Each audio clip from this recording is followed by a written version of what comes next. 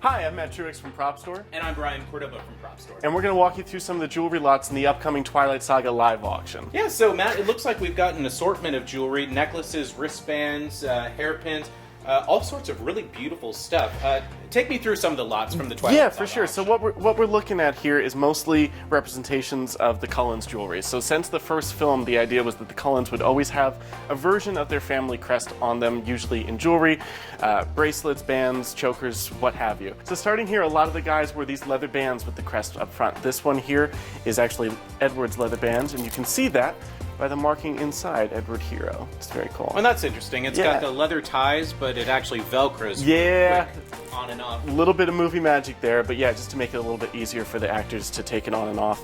And then once Bella marries Edward, she becomes a vampire. She becomes a Cullen herself. She gets this little leather band here too, which is similar to what the guys wear, but obviously a little more feminine, a little classier, if you will. Now, most of these Cullen items have a Cullen crest on it. That was pretty important to the Cullen. Yeah. And actually, original to the movies, it's not from the books. But the Cullen crest, it has this hand on it, this lion, and this trefoil down here. The hand for sincerity, the lion for courage, and the trefoil for perpetuity, because of course, they live forever. Exactly. Cullens aren't going anywhere.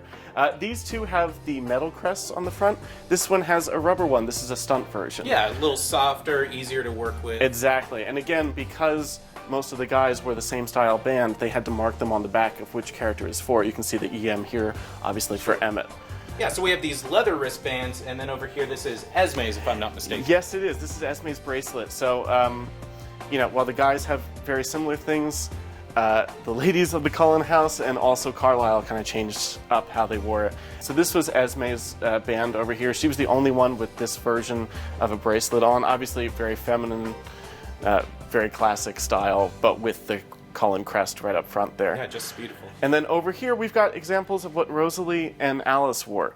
So these are from the later films. Alice, for instance, in the first film starts with a choker with a very small version of the nice crest ribbon on the neck. Exactly, yeah.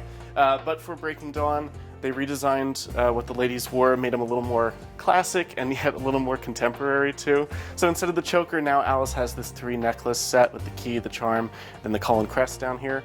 And Rosalie has the Cullen crest in a very antique setting, a little more refined, if you will. Yeah. Of course. So that's what the Cullen family has going on. And then over here, we've got jewelry that's more specific to Bella Pretty and Edward. recognizable off Exactly. the bat. Looks like we have Edward Cullen's wedding band. Wedding band, yes. Very simple, very typical of the Cullen style.